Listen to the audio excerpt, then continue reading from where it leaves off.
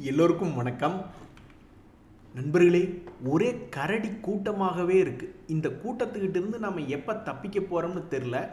25,000க்கு கீழே நிஃப்டி இருக்கு அப்படின்னாவே அது ஷேர் மார்க்கெட்டில் ஒரு மரியாதையே இல்லை. வச்சிருக்கக்கூடிய பல பேர்த்தினுடைய போர்ட்ஃபோலியோ மண்ணை கவி கீழே தான் இருக்கும். ஸோ 25,000க்கு கீழே அப்படின்னாவே அது ஒரு விதைக்கும் காலம். இங்கே அறுவடைக்கு ஒன்றும் பெருசாக வாய்ப்புகள் இல்லை. என்னைக்கு மார்க்கெட் உச்சியில் இருக்குதோ அப்போ தான் ஏதாவது ஒன்று லாபம் புக் பண்ணுறதுக்கு ஏதாவது கிடைக்குதான்னு சந்தோஷம் வரும், குஜாலா வரும். ஆனால் இப்போ பங்குகள் கீழே விழுந்து கிடக்கக்கூடிய இந்த நேரத்தில் விதைக்கிறதுக்கு தான் வழி இருக்கே ஒழிஞ்சு அறுவடைக்கு பெருசாக வழிகள் இல்லை. இப்படித்தான் நடக்கும். ஒரு நண்பர் சொல்கிறாப்புல, ஹாவ் அ நைஸ் டே, இன்றைய நாள் இனிய நாளாக இருக்கட்டும்னு தயவுசெய்து எனக்கு மட்டும் சொல்லிடாதீங்க.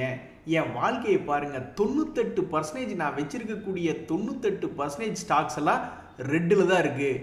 எப்படி அவருக்கு அந்த 2% மட்டும் க்ரீனில் இருக்குன்னு தெரில. பட் எனிவே 98% ஸ்டாக்ஸ் எனக்கு ரெட்டில் தான் இருக்குது.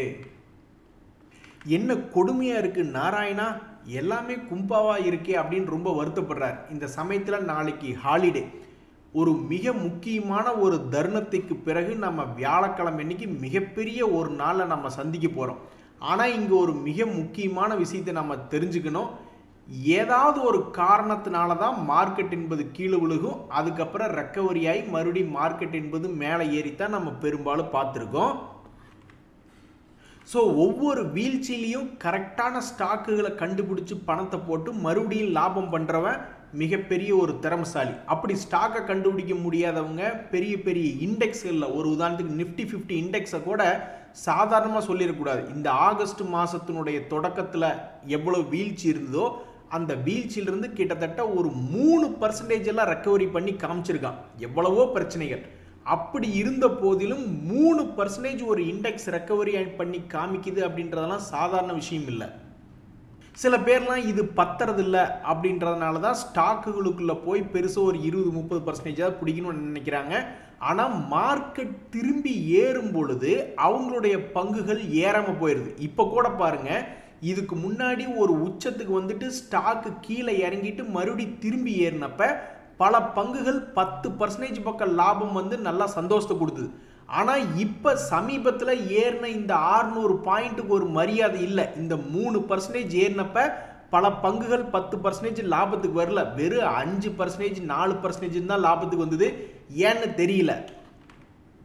ஸோ ஒரு எழுதப்படாத நியதி என்னன்னா, இறங்குவது ஏறுவதற்காக தான் நல்ல பங்குகளோ அல்லது இண்டெக்ஸ்களோ அப்படின்ற மாதிரி தான் இருக்கு. இந்த சமயத்தில் பிரச்சனை யாருக்கு தான் இல்லை, பெரிய ஆளுகளே எடுத்து பாருங்க. நியூஜென் அப்படின்ற ஒரு பங்கு இப்போ சமீபத்தில் திடீர்னு ஐடி கம்பெனிகள்லாம் கொஞ்சம் ஃபோக்கஸில் வந்திருக்கு. அது எதுக்கு? அந்த ஒரு நாள் கூத்து. அமெரிக்காவில் திடீர்னு எக்கனாமி ஓரளவுக்கு நல்லா மேலே வந்துருமான்னு அந்த ஒரு நாள் ஆசைக்காக சமீபத்தில் ஐடி பங்குகள் மேலே வந்துச்சு. இதில் இந்த நியூஜென் சாஃப்ட்வேர் அப்படின்ற பங்கு 52 வீக் லோவில் கிடக்குது.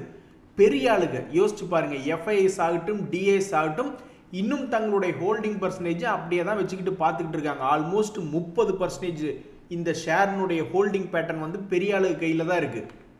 ஸோ பாவம், அவங்களே ரொம்ப கோபமாக தான் இருக்காங்க. பிரச்சனை யாருக்கு தான் இல்லை அப்படின்ற மாதிரி பெரிய ஆளுகளுடைய பங்கே இறங்கி கிடக்கு. இப்படி இருக்கக்கூடிய இந்த நேரத்தில் இந்த நியூஜென் சாஃப்ட்வேர் பெரிய ஆளுக வச்சிருக்கக்கூடிய இந்த நேரத்தில் 52 வீக் லோவில் இருக்கும்போது ஒரு மிகப்பெரிய ஒரு ஆர்டர் அப்படின்ற ஒரு தகவல் வந்திருக்கு. அதாவது இந்த நியூஜென் சாஃப்ட்வேருக்கு சமீபத்தில் ஒரு 73 கோடி மதிப்பிலான ஆர்டர் கிடைச்சிருக்கு. இதெல்லாம் ஒரு பெரிய ஆர்டர் தாங்க. என்ன காரணம்னா, இந்த நியூஜென் சாஃப்ட்வேர் ஒரு குவார்ட்டருக்கே 50 கோடி 100 கோடி தான் லாபம் பண்ணிக்கிட்டு இருக்காங்க. இந்த சமயத்தில் அவங்களுக்கு ஒரு 70 கோடி மதிப்பிலான ஆர்டர் கிடைக்குது என்பது ஒரு அவங்கள பொறுத்த வரைக்கும் ஒரு பெரிய விஷயம்தான். ஸோ இந்த நியூஜென் சாஃப்ட்வேர் தற்போது ஐடி பங்குகள் ஃபோக்கஸில் இருக்கக்கூடிய இந்த நேரத்தில் இந்த நியூஜென் சாஃப்ட்வேர் என்பது 52 வீக் லோவில் இருக்கும் பொழுது இப்படி ஒரு பாசிட்டிவான தகவல் என்பது வந்திருக்கு. ஸோ இந்த பாசிட்டிவான தகவல் என்பது படிப்பவங்களுக்கு தான். ஆனால் மார்க்கெட் இதை செலிப்ரேட் பண்ணுமா, அல்லது இந்த நியூஸை ஒன்றுமே இல்லை நீ கீழே போ தம்பி அப்படின்னு கீழே அனுப்ப போகிறதா, அல்லது இது ஒரு பாசிட்டிவ் நியூஸை எடுத்துக்கிட்டு பெரிய லெவலில் வரப்போகுது அப்படின்றது அடுத்தடுத்த நாட்களில் பொறுத்து இருந்து பார்த்தா தான் தெரியும். பட் தற்போதைக்கு இந்த நியூஜென் சாஃப்ட்வேர் அப்படின்ற பங்கில் ஒரு மிக முக்கியமான டேட்டா அப்படின்றது 52 வீக் லோவில் இருக்கும்போது வந்திருக்கு. ஆண்டவா எங்கள் ஷேரை எப்படியாவது ஏற்றி விடுப்பா அப்படின்ற மாதிரி தான் இந்த நியூஜென் சாஃப்ட்வேர் வச்சுருக்கிறவங்களாம் ஆண்டவனை பார்த்து கும்பிட்டுக்கிட்டு இருப்பாங்க.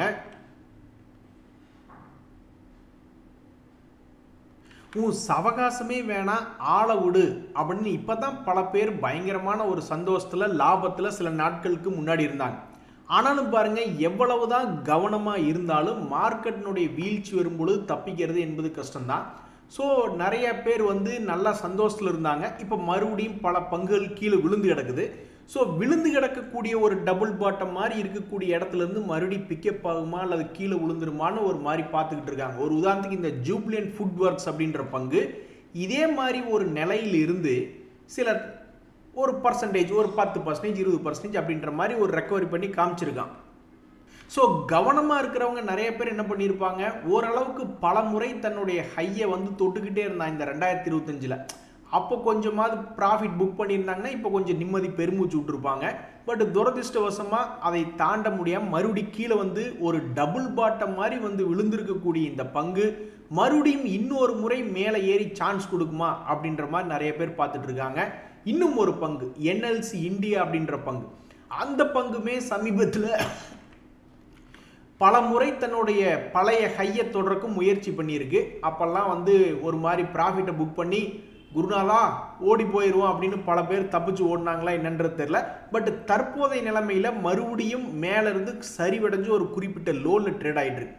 ஸோ ஏதாவது பாட்டமில் சப்போர்ட் எடுத்து இன்னும் ஒரு முறை எங்களை எஸ்கேப் பண்ணி விட மாட்டியா, போன தடவை கவனமாக இல்லாமல் விட்டுட்டோம், இந்த தடவை நாங்கள் கவனமாக இருப்போம், மம்மி ப்ராமிஸ் இன்னொரு தடவை மேலே வா, உன்னை வித்துட்டு ஓடுறன்னு கூட நிறைய பேர் உட்காந்துக்கிட்டு இருப்பாங்க. ஸோ அவங்களுக்கெல்லாம் மறுபடியும் இன்னொரு வாய்ப்பு கிடைக்குதா அல்லது இன்னுமே கீழே போய் சீப் ஆகிட்டு அப்புறம் மேலே வர்றானா அப்படின்றது தெரில. பட் தற்போதைய நிலைமையில் இது போன்ற பல பங்குகள் 1 month லோ 2 month லோ அப்படின்ற மாதிரி லோ ப்ரைஸில் ட்ரேட் ஆகிட்டு இருக்கு. நண்பர்களே, இன்னைக்கு இந்த மார்க்கெட்டை பொறுத்த வரைக்கும் மிக ஆச்சரியகரமான ஒரு விஷயம் நடந்திருக்கு. FMCG செக்டர் இன்னைக்கு நம்மளுடைய மார்க்கெட்டை லேசாக சப்போர்ட் பண்ணியிருக்கான். இறங்கினது என்னமோ 255 பாயிண்ட். பட் இருந்தாலும் நம்மளுக்கு ஒன்றும் பெருசாக தூக்கி பிடிச்சு நிறுத்தலைனாலும் இந்த FMCG செக்டரில் ஹிந்துஸ்தான் யூனிலிவர், ITC போன்ற பங்குகள்லாம் கொஞ்சம் பாசிட்டிவில் நடந்திருக்கு. அதாவது அந்த காலத்தில் என்ன நடக்கும் அப்படின்னா, மார்க்கெட்டில் திடீர்னு செல்லிங் ப்ரெஷர் வர்றப்ப ஃபார்மா ஸ்டாக்ஸ், FMCG ஸ்டாக்ஸ் எல்லாம் மேலே ஒரு டிஃபென்சிவ் பெட்டாக ஹெல்ப் பண்ணிகிட்டு இருக்கும். அது சமீபத்தில் நடக்காமல் இருந்தது. ஆனால் இன்னைக்கு இறங்கி இருக்கக்கூடிய மார்க்கெட்டில் இந்த FMCG ஸ்டாக்ஸ் கொஞ்சம் மேலே வந்தது, கொஞ்சம் மகிழ்ச்சியே. இன்னுமாடா எங்களை நம்பிக்கிட்டு இருக்கு அப்படின்னு எவ்வளவு பெரிய தோல்விகரமான ஒரு தகவல் பாருங்க நண்பர்களே. எவனா ஒருத்தனாவது இன்னைக்கு நம்மளை சந்தோஷப்படுத்தியிருக்கானா? நிஃப்டி 50 மேஜர் இண்டிசஸ் அவனுங்களே கும்பா பாட்டு பாடி 1% to 2% பக்கம் இறங்கி வச்சிருக்காங்க. சரி, நீ தான் ஏறல, தொலைஞ்சு போ அப்படின்னு சொல்லிட்டு செக்டர் இண்டெக்ஸஸில் போய் நம்ம ஏதாவது ஒன்று பார்க்குறோம். இந்த FMCG ஒன்று தான் ப்ளஸில் இருக்குது. அவனும் வர வியாழக்கிழமை இன்னைக்கு என்ன ஆவான்னு தெரில. ஸோ ஏகப்பட்ட ஸ்டாக்ஸ் நீங்கள் எடுத்து பார்த்தீங்கன்னா, இண்டிசஸ் எடுத்து பார்த்தீங்கன்னா 2% காலிங்க. 2% எவ்வளவு பெரிய இறக்கம். லாபமா அப்படின்னா எங்களுக்கு என்னன்னே தெரியாது பாஸ் அப்படின்ற மாதிரி இவங்க 2 பேரும் தொடர்ந்து போட்டி போட்டு இறங்கிட்டு இருக்காங்க. யார் முதல்ல கும்பா குட்டி ஆகும் அப்படின்னு. இந்த செயில் அப்படின்ற பங்கு சமீபத்தில் 1 month லோ அப்படின்ற இடத்துல சப்போர்ட் எடுக்கவே இல்லை. ரொம்பவுமே யோசிச்சுட்டு அப்புறம் சரி நம்ம கீழே போய் கும்பா பாட்டே பாடுவோம் அப்படின்னு தற்போதைக்கு 2 days மூவிங் ஆவரேஜ் கீழே தான் இந்த செயில் அப்படின்ற ஸ்டாக் க்ளோஸ் ஆயிருக்கு. அதே மாதிரி தான் இமாமி லிமிடெட் அப்படின்ற பங்கு, அவனும் பல முறை முயற்சி பண்ணியிருக்கான். எப்படியாவது முதலீட்டாளர்களுக்கு சந்தோஷத்தை ஏற்படுத்திடணும்னு 3 முறை முயற்சி பண்ணியிருக்கான். பட் 3 முறையுமே ஒரு குறிப்பிட்ட இடம் மேலே வந்த உடனே செல்லிங் ப்ரெஷர் என்பது ஸ்டார்ட் ஆயிருக்கு. ஸோ இப்போ மறுபடியும் ஒரு குறிப்பிட்ட லோவில் விழுந்திருக்கு. இனி அடுத்தது இந்த பங்கு என்ன செய்ய போகிறது அப்படின்றது பொறுத்திருந்து தான் பார்க்கணும். மிக முக்கியமான ஒரு ட்ரிகர் பாயிண்ட்ல இந்த இமாமி லிமிடெட் அப்படின்ற பங்கு உட்கார்ந்துருக்கு. இன்னும் ஒரு முறை மேலே ஏறிட்டானா ஹேட்ரிக்கை தாண்டி 4வது முறையாக ஜிக்ஸாக் போட்ட ஒரு வெட்டுக்கிளி அப்படின்ற பெருமை இந்த பங்குக்கு கிடைக்கும். அப்படி கிடைக்க போகுதா இல்லை கும்பா குட்டிகளில் ஒருவனாக போய் கீழே குத்த வச்சு கூற போகுது அப்படின்றது சிறிது நாட்களில் தெரிஞ்சிடும். ஸோ தற்போதைக்கு ஒரு குறிப்பிட்ட சப்போர்ட்டில் 2 month லோ அப்படின்ற இடத்துல போய் விழுந்திருக்கக்கூடிய பல பங்குகளில் இது போன்ற முக்கியமான பங்குகளும் இருக்குது. ஸோ இதில் இந்த இமாமி லிமிடெட் அப்படின்றது FMCG செக்டரில் இருக்கக்கூடிய ஒரு கம்பெனி. ஸோ இந்த ஷேரினுடைய விலைக்கு ஏதாவது மார்க்கெட்டில் சப்போர்ட் கிடைக்குமா இல்லையா அப்படின்றதான் இப்போ ஒரு மிக முக்கியமான கேள்வியாக இருக்குது. நண்பர்களே, ஸ்டாக் மார்க்கெட்டில் ஒவ்வொருத்தருக்கும் ஒவ்வொரு குறிக்கோள் இருக்கும். சில பேர் வந்து கீழே விழுந்து கிடக்கக்கூடிய பங்குகள் வேல்யூ ஸ்டாக்ஸ் அப்படின்ற மாதிரி பார்த்து யோசிச்சு எடுப்பாங்க. சில பேர் வந்து ஹை க்ரோத் ஸ்டாக்ஸ் எடுத்து நல்ல மிகப்பெரிய லாபமெல்லாம் பண்ணுவாங்க. என்ன கீழே விழுந்தா தான் பெருசாக கீழே விழுந்துருவான். ஸோ அவங்களுடைய ரிஸ்க் ப்ரொஃபைல் பொறுத்து நான்லாம் ஹை டிவிடெண்ட் கொடுக்கக்கூடிய பங்குகள் மட்டுமே என்னுடைய ஃபோக்கஸ் அப்படின்னு அது ஒரு டிவிடெண்ட் கொடுக்கக்கூடிய பங்குகளாகவே ஃபோக்கஸ் பண்ணிகிட்டு இருக்கேன். ஏன்னா வாரன் பஃபட் அவர்கள் சொல்கிறாரு, அட போட்ட காசுக்கு அதில் ஏதாவது ஒரு ரிட்டர்ன் வரணும் இல்லை, ஒன்றா அந்த பங்கு மேலே ஏறி லாபத்தை கொடுக்கணும். அது எங்கே நம்ம லிஸ்ட்டில் இருக்குது? ஒரு நண்பர் கூட சொன்னார் பார்த்தீங்களா, 98% அவருடைய போர்ட்ஃபோலியோவில் ரெட்டாக தான் இருக்கான். ஸோ அவன் ஏறி லாபம் கொடுக்குற இது இல்லை அப்படின்னா அப்போ கடைசிக்கு அவன் ஒரு டிவிடெண்டாக ஜென்ரேட் பண்ணி கொடுக்கணும் அப்படின்ற மாதிரி நான்லாம் ஃபுல்லாக ஹை டிவிடெண்ட் கொடுக்கக்கூடிய ஸ்டாக்ஸாகவே பார்த்துக்கிட்டு இருக்கேன். ஸோ நீங்கள் என்ன ஸ்ட்ராட்டஜி தற்போது உபயோகப்படுத்திக்கிட்டு இருக்கீங்க? ஒருவேளை மார்க்கெட் மிகப்பெரிய ஒரு வீழ்ச்சி என்பது வருது அப்படின்னா அது எப்பாவது ஒரு வருஷத்துக்கு ஒருக்காவோ 4 வருஷத்துக்கு ஒருக்காவோ 5 வருஷத்துக்கு ஒருக்கா தான் அப்படி ஒரு வீழ்ச்சி கிடைக்கும். சும்மா டெய்லி அப்படியே இறங்கி போய் ஜீரோவில் நின்றுமா ஸ்டாக் மார்க்கெட்டு? போயா அமெரிக்கா அப்படின்னு கூட ஒரு கட்டத்தில் சொல்லிடுவாங்க. அமெரிக்கானால இப்போ மார்க்கெட் இறங்கிட்டு இருந்தாலும் ஒரு கட்டத்தில் என்ன ஆகுன்னா, போயா நீயும் உன்ற பிஸ்னஸ் நாங்கள் வேற எங்கேயாவது பண்ணுறோம், இல்லைன்னா எங்கள் நாட்டுக்குள்ளேயே நாங்கள் தயாரித்து நாங்களே வாழ்ந்துட்டு போயிடணும். ஒரு கட்டத்தில் ஒரு இந்த நரி கதை கூட உங்களுக்கு தெரியுமில்ல, எட்டாக்கனி புளிக்கும் அப்படின்ற மாதிரி நீ வம்பு பண்ணிக்கிட்டே எங்ககிட்ட இருக்க, உன் சவகாசமே எங்களுக்கு வேணாம் போயா அப்படின்ற மாதிரி விட்டுட்டு வேற பக்கம் போயிடுவாங்க. ஸோ அது மாதிரி ஏதாவது ஒரு சமயத்தில் தான் ஸ்டாக் மார்க்கெட் திடீர்னு கீழே விழுகும். அப்படி கீழே விழுக வைக்கிறதுக்கு காரணம் கொடுத்தவங்களுக்கு நம்ம ஆக்சுவலாக நன்றி தான் சொல்லணும்.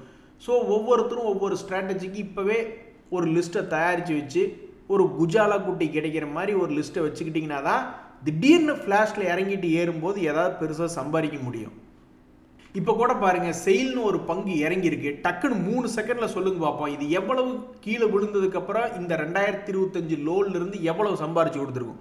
டக்குன்னு ஒரு 3 செகண்டில் சொல்லுங்க பார்ப்போம். சில பேர் 5%, 10% நினச்சிட்டு இருப்பாங்க. ஏங்க அது 30%க்கு மேலே சம்பாரிச்சு கொடுத்துருக்குங்க.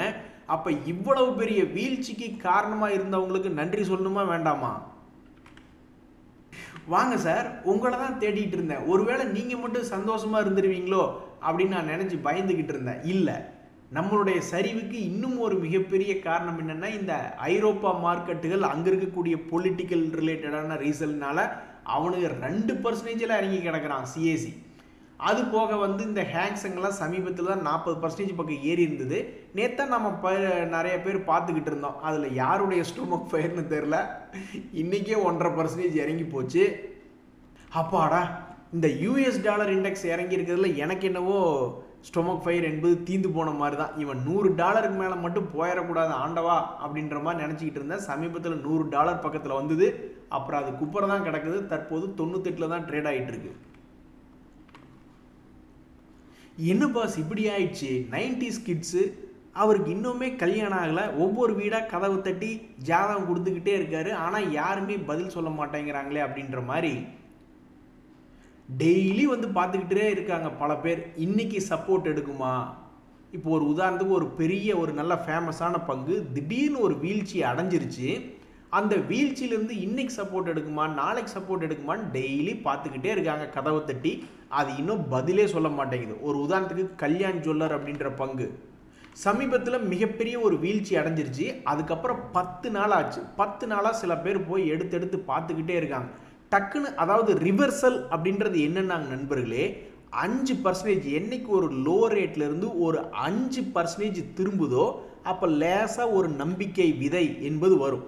அப்படியே தொடர்ந்து ஏறி ஒரு 20% அல்லது ஒரு 50% தாண்டிட்டானா இன்னும் கொஞ்சம் மனசு நிறைய பேர்த்துக்கு மகிழ்ச்சியாக இருக்கும். ஸோ அந்த ஒரு 5% தன்னுடைய லோ பாயிண்ட்லேருந்து திரும்பிட்டானான்னு டெய்லி பல பேர் எடுத்து பார்த்துக்கிட்டே இருக்காங்க. கொஞ்சம் கூட பதில் சொல்லாமல் கல் நெஞ்சக்காரனாக இருக்குது இந்த கல்யாண் ஜுவல்லர் அப்படின்ற பங்கு. அதே மாதிரி தான் இந்த இமாமி கிடையாது, அது மொத்தமே 10% தான் சைட்வேஸில் ஆடிட்டு இருக்கு. இந்த அப்பர் இண்டஸ்ட்ரீஸ் அதை பற்றி பேச்சா இருக்கு. அது கரெக்டாக 200 days மூவிங் ஆவரேஜை தொட்டுக்கிட்டு இருக்கான். பொதுவாக இதுக்கு முன்னாடி என்ன நடக்கும்னா, மிகப்பெரிய பாப்புலரான பங்குகள் திடீர்னு கடும் சரிவு அடைஞ்சு இருந்தாலும் அந்த 200 days மூவிங் ஆவரேஜ் என்பது ஏதாவது கொஞ்சம் யோசிக்க வைக்கும். ஏய் கொஞ்சம் பார்த்துப்பா, நிதானமா அப்படின்ற மாதிரி அந்த 200 days மூவிங் ஆவரேஜ் என்பது பொதுவாக பல நேரங்களில் பெரிய ஸ்டாக்குகளுக்கு சப்போர்ட் கொடுக்கறதுக்கு சில நேரங்களில் வாய்ப்பு என்பது இருக்குது. ஸோ இந்த அப்பர் இண்டஸ்ட்ரீஸ் வந்து அதை மதிக்குமா, 2 days மூவிங் ஆவரேஜை மதித்து ஏதாவது கொஞ்சம் அப்படியே நின்று ஏதாவது லேசாக ஒரு ரிட்டர்ன் போயிட்டு கீழே வருமா, அல்லது அப்படியே புஷ்ஷுன்னு கீழே இறங்கிடுமா என்ன அப்படின்றது தெரியாதபடிக்கு மிக முக்கியமான இடத்துல இருக்கக்கூடிய 2 days மூவிங் ஆவரேஜ் ஸ்டாக்ஸ் அப்படின்னு ஒரு லிஸ்ட் எடுத்து பார்க்கல இந்த அப்பர் இண்டஸ்ட்ரீஸ் அப்படின்ற பங்கு இருக்குது. ஸோ டெய்லி நீ பல பேர் போய் இது போன்ற பல சப்போர்ட்டில் உள்ள பங்குல டெய்லி எடுத்து பார்த்துக்கிட்டே இருப்பாங்க. எதுக்கு?